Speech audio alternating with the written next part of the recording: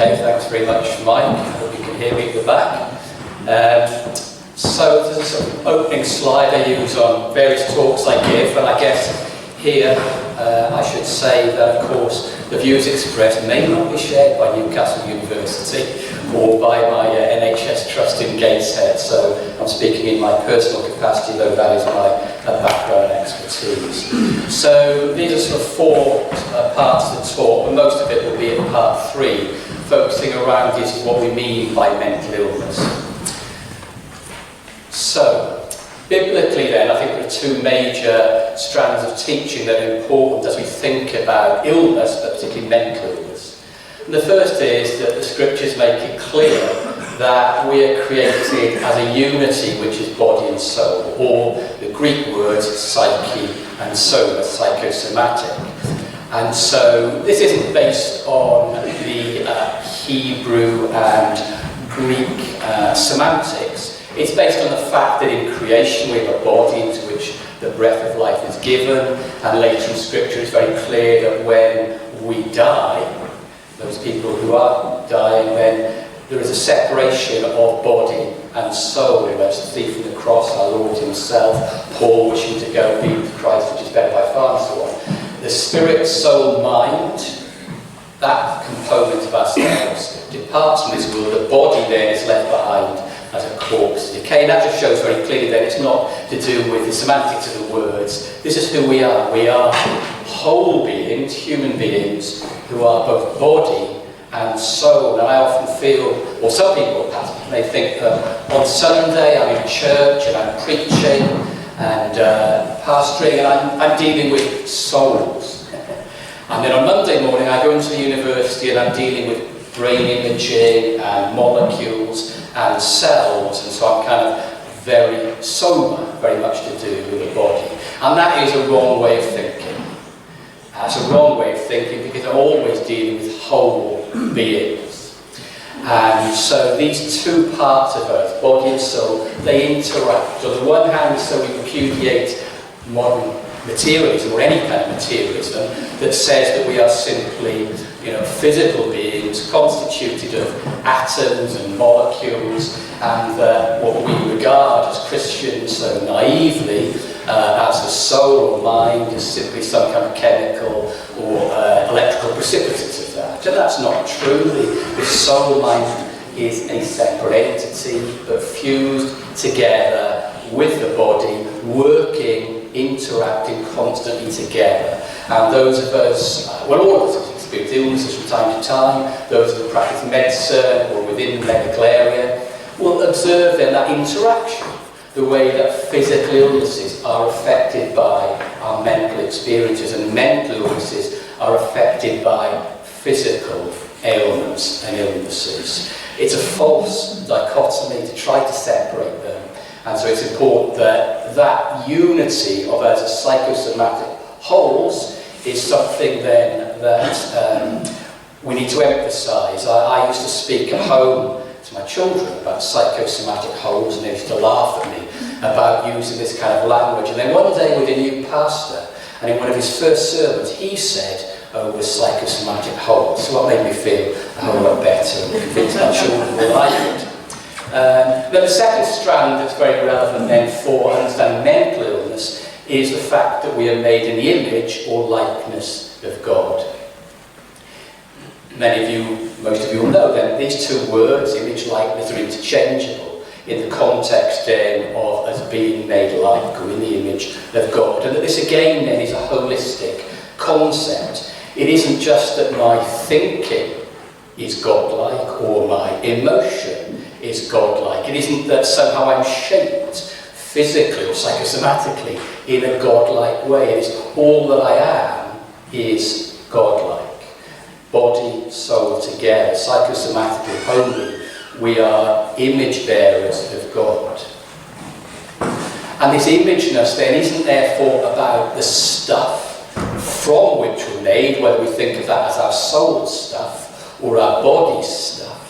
It's about who we are. It's about who we are, not what we are, not what we are made of. When we read about image, not the image of God and the likeness of God in the Bible for us as human beings about who we are and how we function.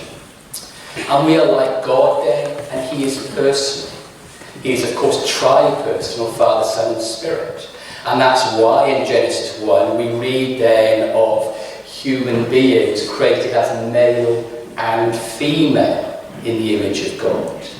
We are not just individuals. Our imageness is related to us being in relationships with other people. An isolated person, somebody on their own, is not complete. That's why we have that shocking statement, isn't it, in Genesis 2. It's not good. Adam in paradise, in heaven on earth, it's not good, says the Lord, that Adam is alone, because he's not full, he's not himself, he's not complete without Eve, without another human being, another person to be with him. Because to be in the image of God is to be a person. To be a person is to be in relationship or in relationships with other people. And so when we're dealing with mental illness, we're dealing with the impact on the individual of the illness, that necessarily, because we are image bearers of God, it inevitably affects those that are in relationships with. But as I've written in the book, that it works the other way around. Of course, it means that the relationships with our family, friends, those around us, have a positive effect back onto us because we're embedded in relationships. We're not isolated individuals. To be in the image of God means to be in relationships because we worship a God who is in relationships. God then, our tri-personal God, is in relationships, Father, Son and Spirit together. And so I've covered some of this, of course, already. When we read then of man being in the image of God, then he at the beginning is commanded, of course, to rule the earth under God. That's part of how we express our imageness through our activity, through our work. Also, of course, through our worship of God. But then in our relationships with other people. So image is functional. It's who we are, how we relate to other people. We live as image bearers of God. So then we've seen that as psychosomatic creatures, as image bearers, we should think holistically. And mental illness then is holistic. It affects body and soul or mind. And because of the nature of the mind or soul, as influences the whole of the body, mental illnesses by definition are holistic in a way that isn't true of physical illnesses. So if you've got heart disease, it's essentially in that organ. And yes, it has a wider impact, but it's essentially focused on that particular organ. But once you've got disease in the mind, then because the mind affects the whole body, the whole person is necessarily affected by any mental illness. And that's where there is an important difference. So you can deal with focal issues with physical illnesses. Now, once those illnesses kind of spread, become more severe, they necessarily have mental effects, and that tends to create secondarily a holistic effect as well.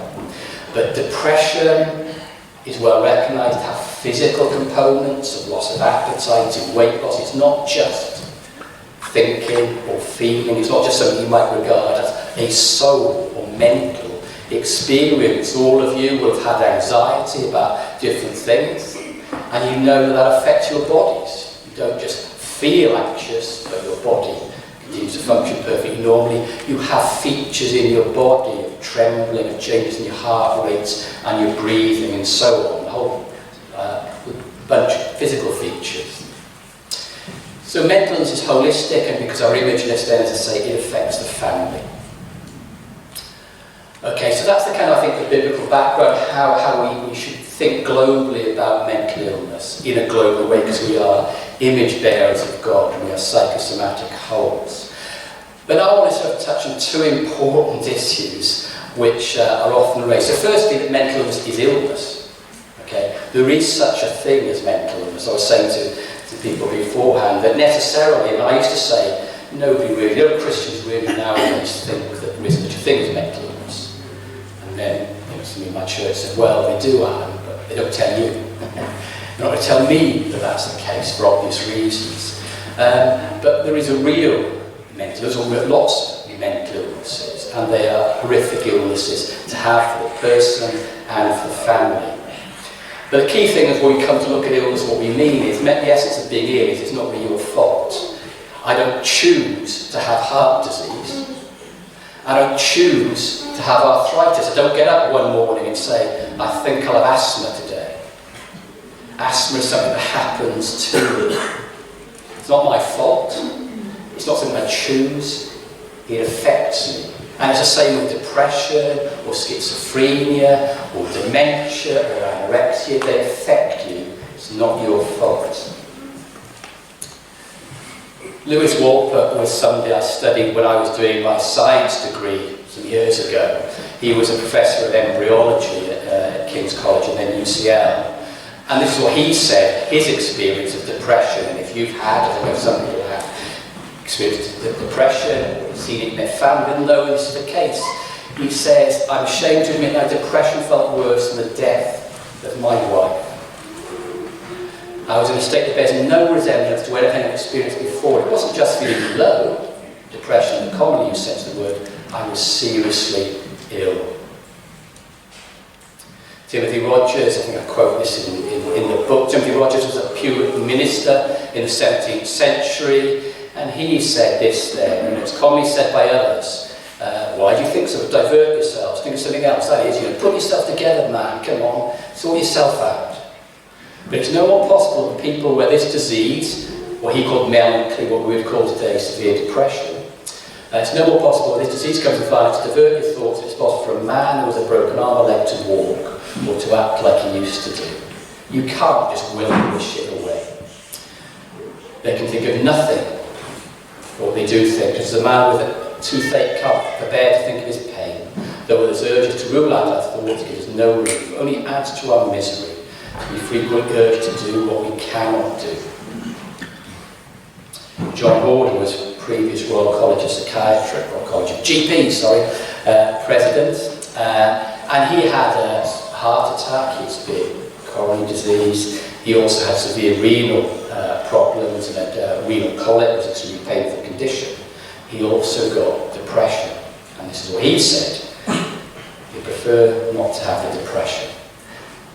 Given a choice, he would choose colic, or he would choose heart disease before depression.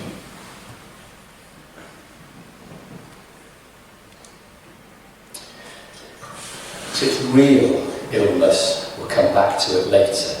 But one of the reasons, perhaps the main reason why some Christians still harbour doubts about the truthfulness or reality of mental illness is that they've seen, and most of us have probably seen it used as an excuse for bad behaviour, to avoid responsibility for our actions. Andrew Sims was like myself, a former professor of psychiatry and a Christian, and he wrote this, which he thinks is obvious, and he says I think is obvious, and yet it seems to be not understood. In trying to decide what is and isn't mental illness, it's useful to consider different dimensions. For example, contrasting the mentally ill and the mentally healthy. Okay?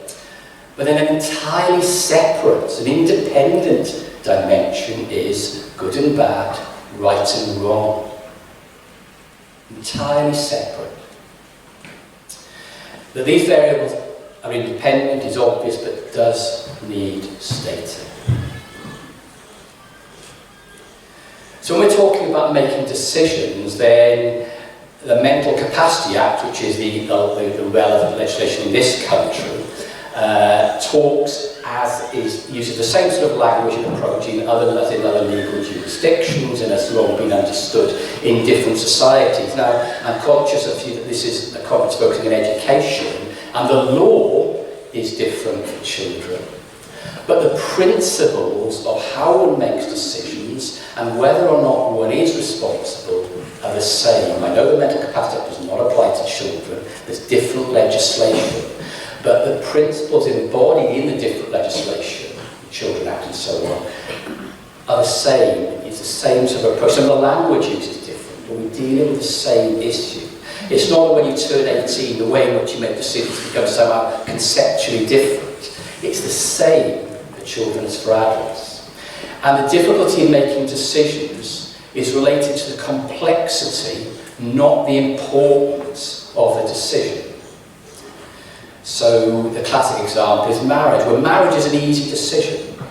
People who are quite impaired with mental handicap, as we're not supposed to call it, learning difficulty, intellectual disability, whatever, such people can make decisions, complex decisions, to get married. Now, of course, we all recognise marriage is a really important decision. But because it's not a difficult concept, because it's well understood through examples all around us, then it's a decision that's regarded as easy to make. And moral decisions are the easiest of all. I'll just jump to the next slide, kind of where I try to show this graphically. So at the far left then, you have the hardest decisions, the complex decisions. Being a consultant, making medical decisions, weighing up. These sorts of decisions, they're hard, being a chief executive of a company. These are difficult decisions that require processing lots and lots of information and weighing it all up. So you have to have a really high degree of cognitive or mental functioning to make those decisions. But as you pass to the right then, the decisions that I've sketched out, graphically, simplistically, become easier, and therefore you have to be more and more ill mentally in order not to be responsible for those decisions. So by the time, let's say, you get towards marriage, you're dealing with what's regarded as an easy decision to make. You can be quite impaired with severe depression or in laws, been shown with people with mental handicap, you're still responsible for those decisions. But the easiest decisions are moral decisions. What's right and wrong. Because, as image bearers of God, it's written into us what's right and wrong. God's law is written in us as his image bearers. So every human being has a knowledge of what is right and wrong. And knowing what's right and wrong is not a difficult decision to make. So if a small child goes and pushes over another child to hurt them, he knows that's a wrong thing to do. It's not difficult to know that you shouldn't behave like that. And to lose the capacity or ability to know whether that sort of decision and behaviour is good or bad, right or wrong, you have to be really, really, really ill.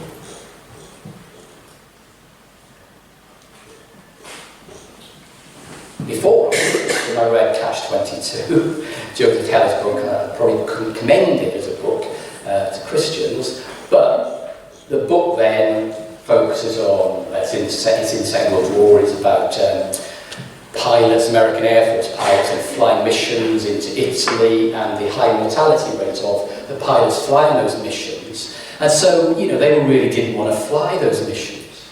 And so the book, the joke of the book, the Catch-22, is about the fact that the way you were said, you didn't have to fly those missions. You didn't have to fly in one condition. That is, that you were insane, and then you could be exempted from flying. But if you went to your medical officer and said, I don't want to fly, then that proved that you must be sane, because only the sane people would want to fly. The insane people would choose to fly anyway. Catch-22. Okay? Now, I put a good Catch-22. Because anybody who says they're not responsible for their action is responsible.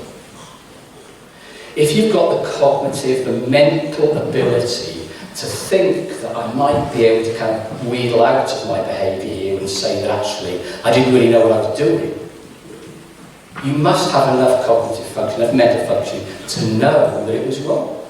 Otherwise you wouldn't have had the higher level of mental function to think about trying to get out of it. Okay? Do you understand what I'm saying? So anybody who claims they're not responsible is responsible. Only the people who are not responsible would never think of claiming otherwise. Catch-22, in a good kind of version, I think. So the people I see who are not responsible for their actions are people with very severe dementia, most commonly. And they don't understand sometimes what they were doing. They will push somebody over and not understand that that was wrong because they're so severely impaired. And some people with severe psychotic illnesses, severe depressive illnesses, lack that ability. but very, very few. And I was thinking again on the train on the way down, I struggled to think how anybody could possibly not be in hospital with depression or schizophrenia or bipolar or any mental illness. They'd have to be that bad and be in hospital to be bad enough to not be responsible for their actions. Anybody who's at home, anybody who's functioning well, actually treated and looked after at home, I think must be a level to be responsible for their actions. Apart from those being cared for, you know, in special environments with severe dementia or mental handicap, but essentially could be bad enough to be in hospital. So in my view, you know, when you're dealing with people, whether they be children or adults, if they're saying, well, I've got depression, and you know, it's not my fault, really, I'm depressed. They are responsible for their behaviour. They need to repent of that sin like you and I need to repent when I do wrong. It's not an excuse. Now the fact they're ill means that we want to support them and help them. We're kind to them. We recognise that they're ill. So you're tired at the end of the day. You might be more likely, you will be more likely, like me, to lose your temper and behave badly. The fact that I'm tired doesn't mean that was okay somehow, I'm excused. Of course it doesn't. That was bad behaviour that I need to apologise for. But I'm more likely to behave like that when I'm tired. People are more likely to do wrong because they're ill. But they're still responsible for those actions. We just separate out the compassion we want to show to people when they're ill from the fact that they still know what's right and wrong and responsible for those actions. Okay, so what is mental illness? It's in the book, so if you've read the book, you know what the answer is. You know, don't show. I use this, I teach every year psychiatrists about diagnosis of mental illness and what mental illness is. So I give them this question and they never get it right, so don't worry. The answer is the top one. Motivational deficiency disorder was invented in this article, which in the British Medical Journal, BMJ, a few years ago, which was written to expose the absurdity of a lot of these diagnoses. So these other things are real diagnoses, they're in the manual. I don't think I would say any of them are illnesses. But they're in the manual. Now there are all sorts of pressures and reasons why things get listed as diagnoses. Why are these in the manual? Because if you're in America, in a private healthcare system, a doctor doesn't get paid unless he or she gives a diagnosis that's listed in a diagnostic manual. So if you've got somebody who's been drinking too much coffee and they come in shaking and they think they've got an anxiety disorder, you think, well actually it's nothing to do with that. You've got an anxiety illness, you've just been drinking too much coffee. Well, the doctor wants to get paid for this profoundly important advice. So he's got a claim, and so he's got to have a diagnostic category to, and he says, oh great, I can call them caffeine intoxication code 563, whatever it is, and then he'll claim through his healthcare organisation. Okay, so there are perverse reasons why certain things get listed as diagnosis. It's not to do with science. Not to do with science. There's a lot of mental illness impinges, obviously because we talk about the realm of behaviour, impinges in the legal jurisdiction. So this is a quote, obviously historic, from Khrushchev about the fact that in the past and today in places like China and North Korea, Christians get locked up because they're Christians and because being a Christian is deemed a form of mental disorder or mental illness. How do we define illness? The problem with how modern psychiatry approaches mental illness is that it's based on description, not cause. So you simply describe somebody's behaviour. So I could describe the behaviour of somebody, their liturgical behaviour, their kind of religious practice and so on.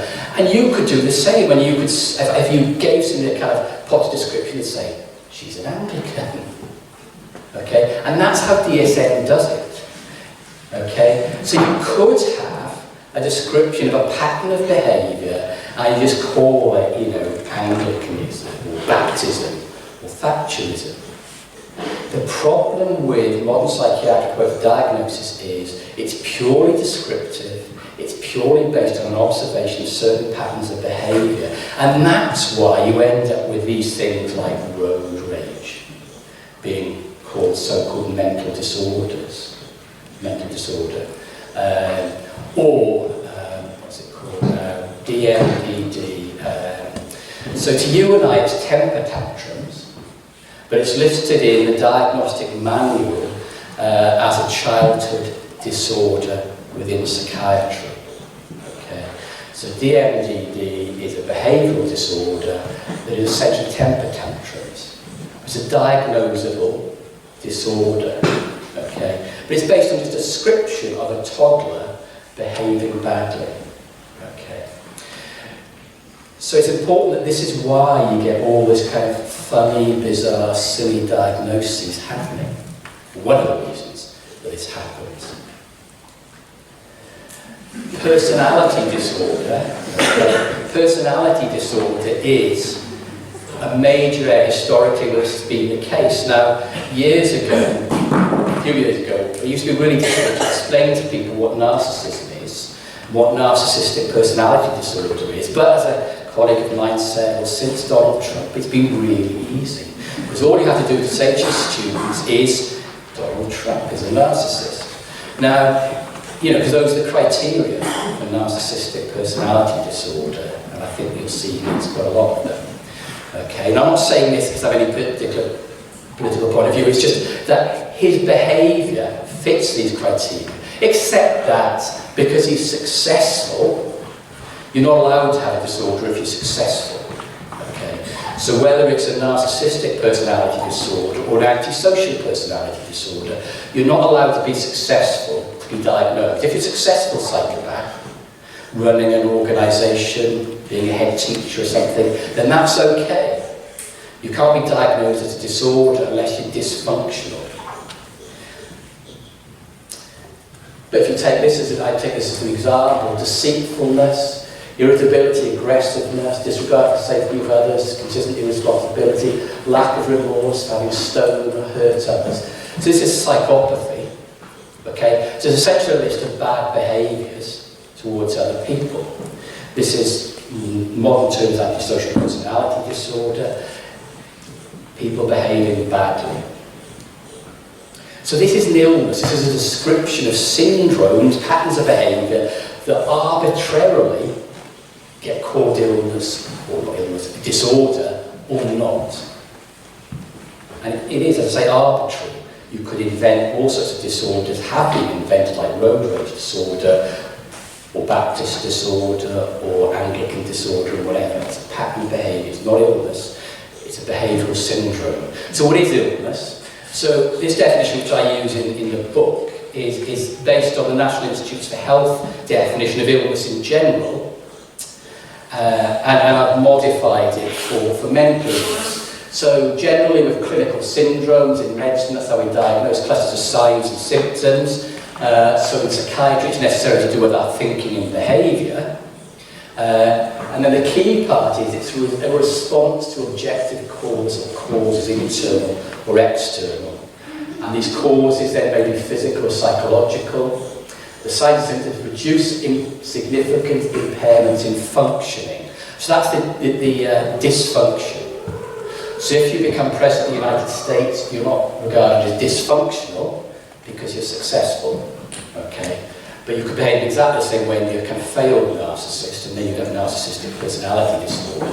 And then the caveat as a standard one is that this is not political religious sexual behaviours, they're not regarded as mental illnesses. So that is in the definitions, and that currently would exclude, you know, Anglicanism and so on as being put in those categories. But the problem is it's kind of an add-on, and it should be based on this. So I'll go through these. So we diagnose using behaviours. That's what doctors do. We kind of signs and symptoms. You go to your doctor, he or she asks you questions, does a few tests, puts it all together and says, right, this is what you've got. This is your illness. It's a syndrome.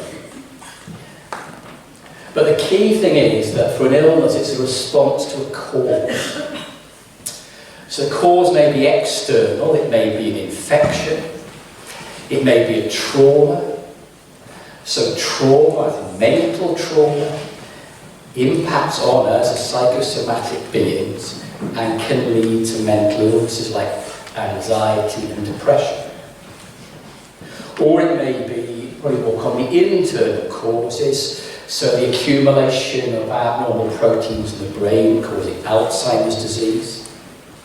That's a disease, it's led to the illness of Alzheimer's, people, dementia, because of something that happens to you.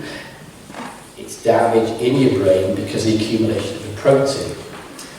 And so it's your behaviour with Alzheimer's or from a trauma with depression or anxiety, your behaviour is a response to these objective, external, internal causes. And the standard modern definition of mental illness, so it's not called mental illness in psychiatry, has removed this. It's removed the need for objective causation. And therefore, once you remove that, it then becomes a description of a behaviour that leads to some level of impairment in function. But what do you regard as impairment in function? I'll skip that. So, clinically significant is usually a term used. What does that mean? Well, it's kind of a bit arbitrary. When does it become important enough? So, how much impact does your depression have to have on you for it to be a depressive illness, as distinct from you, feeling low and just struggling a bit? Well, there's no way of drawing a clear line and saying that's it there. Okay? There is this kind of woolly area where people may be normal, or they may be over the threshold into illness. Once they're further along into more moderate illness, it's obvious that they're ill with the impairment that they've acquired. If they're on the other side in the normal area, again, it's obvious that they're normal. But in the borderline area, it's difficult. Now, as doctors in the room know, this isn't unique to mental illness at all. It's a standard in medicine. Where do you draw the line? Where do you draw the line for diabetes? How high does your blood sugar have to go? It's arbitrary. How high does your blood pressure have to be labelled as hypertension? All sorts of areas there in medicine where the lines vary as to what you call normal and abnormal. Okay? So psychiatry, yes, we have this as well, everybody does. And trying to define anything, you've always got these kind of fuzzy areas. But the fact that it's difficult to say that's the boundary line there doesn't mean that illness isn't illness, doesn't mean that mental illnesses don't exist. It's just like everything else, it's very difficult to define things clearly. I think in the book I talk about defining planets. You think at first blush, you think that defining what a planet is really easy. Except that those of us who've been around a few years remember some discussions about whether Pluto is or isn't a planet. Is Pluto a planet? And there was a huge amount of discussion, and it's currently now not a planet. Okay? Because it wasn't large enough to contract under its own gravity and things. But something that you would think would be really easy to say what a planet is, isn't easy. There's all sorts of areas that we maybe take for granted. It's not that easy to say what a mammal is and things like that. There are problem areas. Generally, it's straightforward, but sometimes it isn't in that boundary. There are difficulties. And so it's the same with mental illness. When somebody's getting depressed, when somebody's developing dementia, when somebody's becoming autistic, then they may be hovering in that boundary area. It's difficult to say whether the odd behaviour of this child means that he's got autism or not. Over time, these things tend to become clearer, but early on it can be very difficult, and in that boundary area it's very difficult to be sure what is and isn't, whether a person has or does not have a mental illness. So I've done that one already. Okay, so it's a mental illness. The key is that you have to have objective, external, internal causation. Illness is a response to something. It's not something I choose to do or be. It's something that responds to something that happens to me, whether it's physical or mental trauma. So Alan Francis was the chair of the diagnostic manual, as it was, DSM, the Diagnostic Manual in Psychiatry. And he said that his own manual created 3 false positive disease epidemics in children: ADHD, ASD, autistic spectrum or autism, and childhood bipolar disorder. So the number of children being diagnosed with bipolar disorder shot up. The number of children diagnosed with autism shot up. When I was at when I was at university, medical school, then 1 in 10,000 had autism. Now it's 1 in 100. 100-fold increase. How is this? Because the boundaries of what's normal and abnormal have been pushed outwards. It's not that there isn't such an illness as autism. There is, of course. It's just that once you start pushing that out into the normal area, you necessarily diagnose more. Just as if you lower the threshold for what's abnormal blood pressure, you suddenly diagnose a lot more people with hypertension.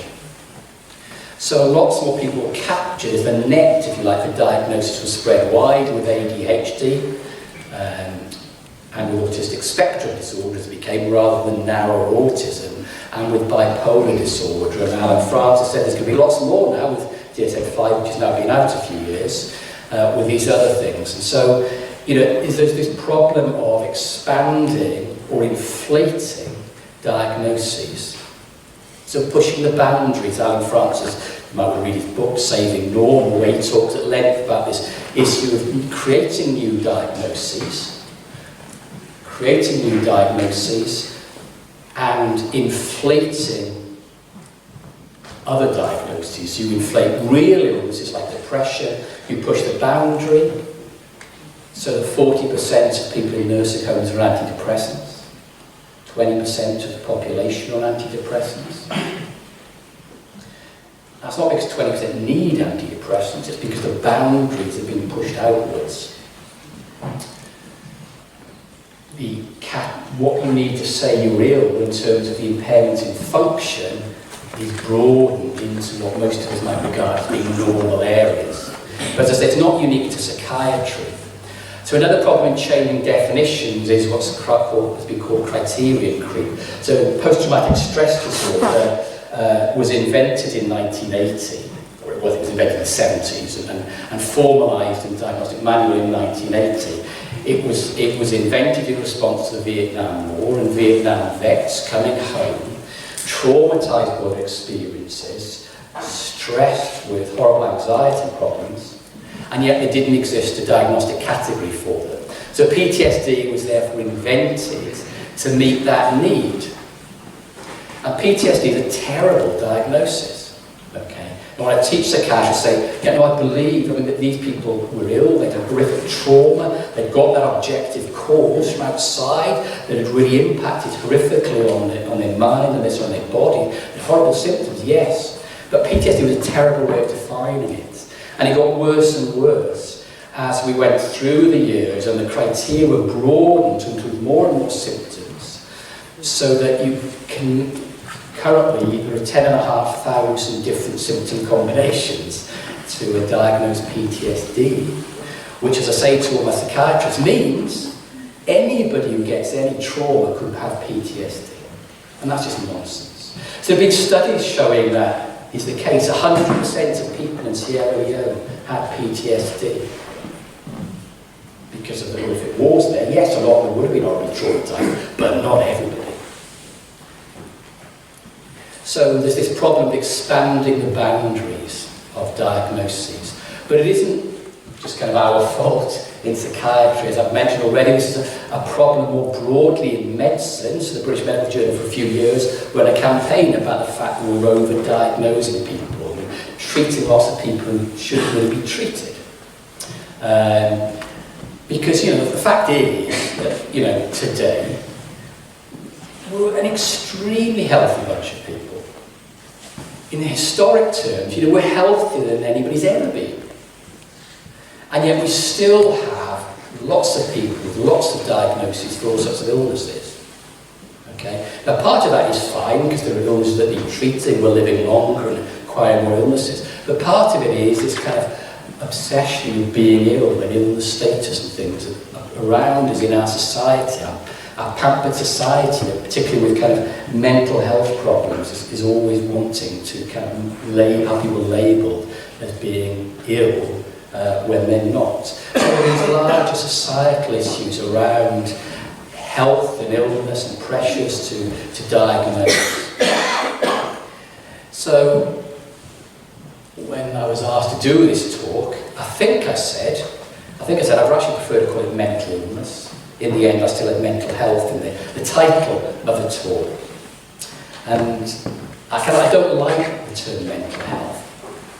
And the reason I don't like it is because it's used to kind of broaden what's going on. So the people I'm talking about, the people I look after, have actual illness. Something happens to them. It's not their fault. They become ill. They need help from doctors and other health professionals to get well.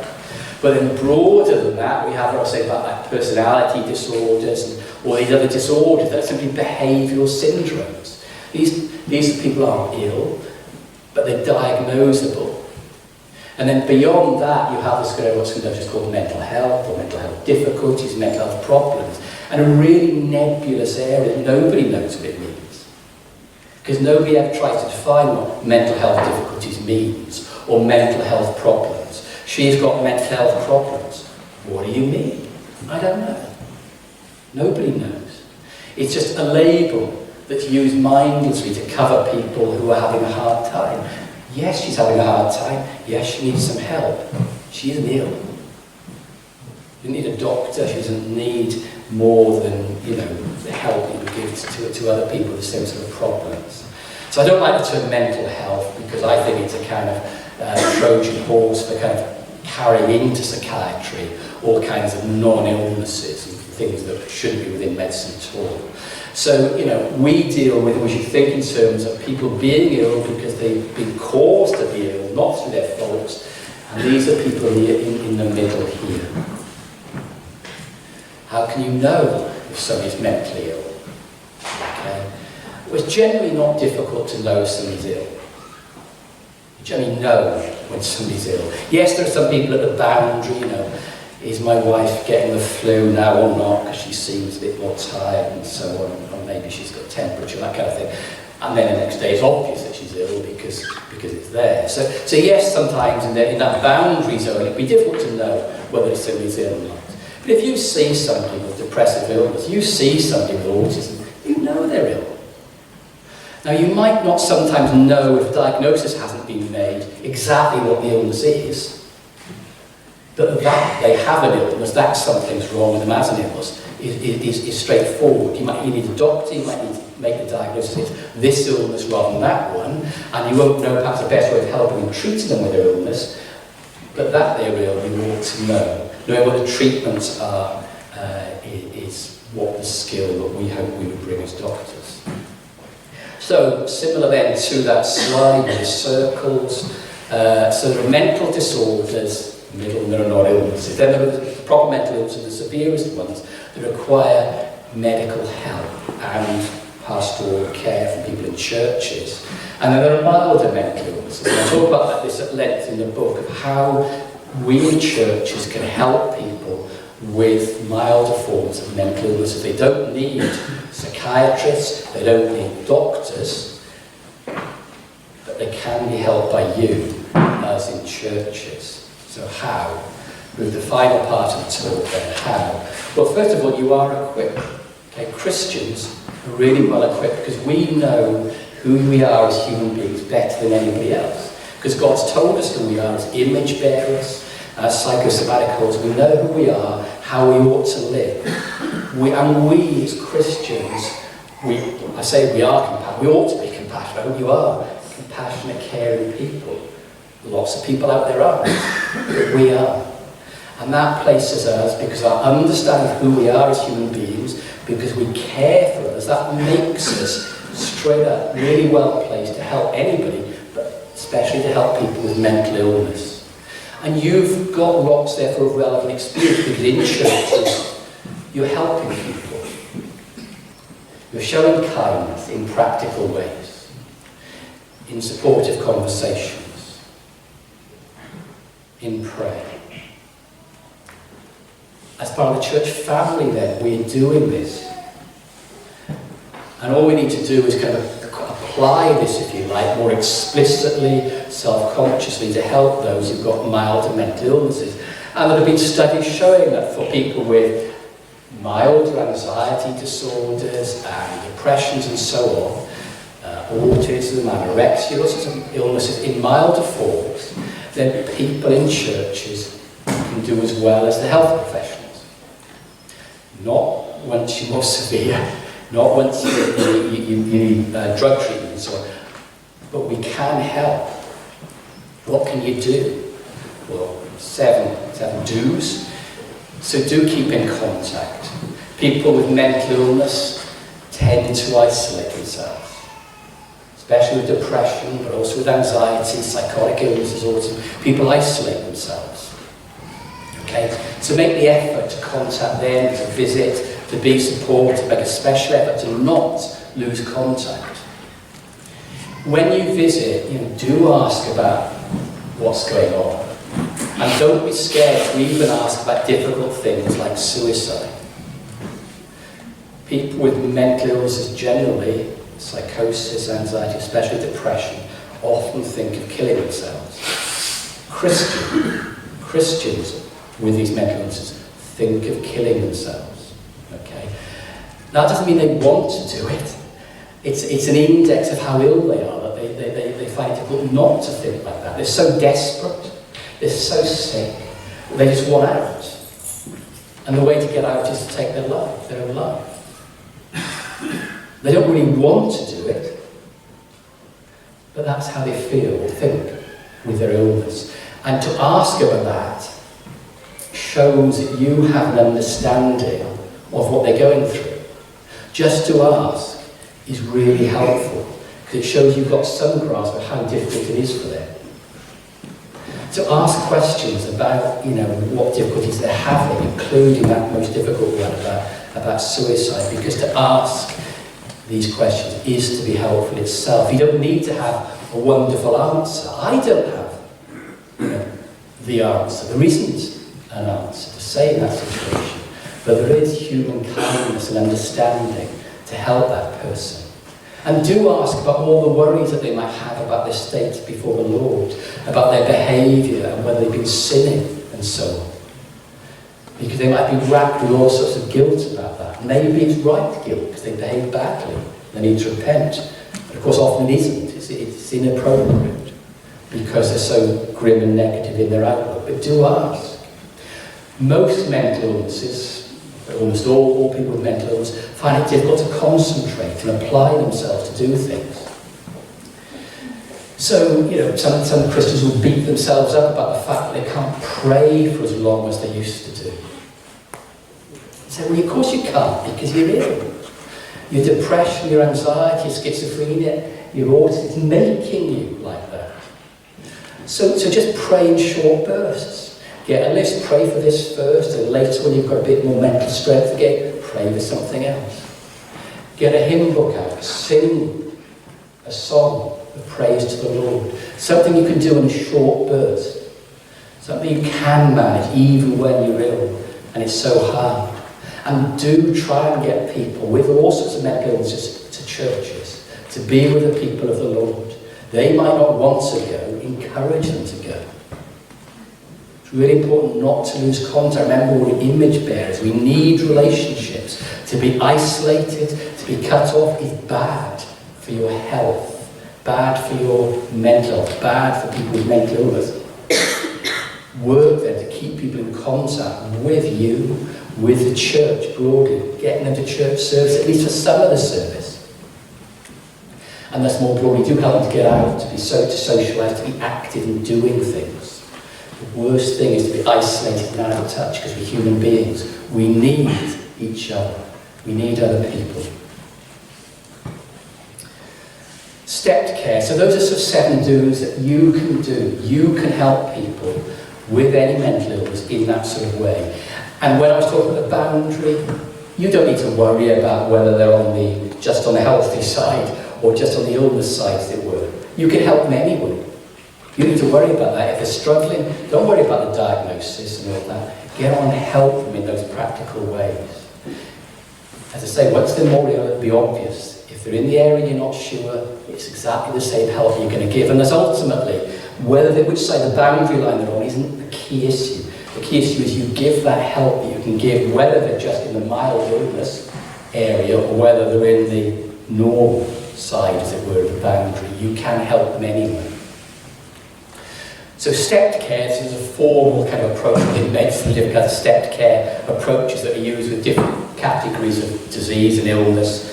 And so you can apply these same sorts of things. There are the supportive relationships, about what I've talked about, meaningful work, and I don't mean they're paid employment, about doing things, crafts, gardening, hobbies. These things are important as image bearers. We're made to do things, we're made to be active and express our imageness through such activity. Encourage people with illness to do that, to be active in doing meaningful work.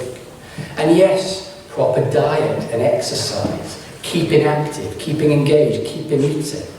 Very hard sometimes with people when they're ill to eat at all. Encourage them to do so. Encourage them to exercise. Encourage them to sleep, to have regular rhythms of daytime and nighttime, as we are made to be like that. We need to have a regular time and a regular good session of sleep. And yes, sometimes Christians do misuse alcohol. People in our church may misuse cannabis and other things. We just need to be aware of that. Probably not many, but we just need to think sometimes maybe alcohol something might be an issue, because it certainly is more widely in society. And dealing with these things are sort of practical measures that you can do as Christian people to help those with illness, whichever side they're on. Mild illness, you can help them. And remember the families. I talked about, we're image bearers, we're in relationships. Families are impacted, inevitably, by the mental illness in anyone that they love.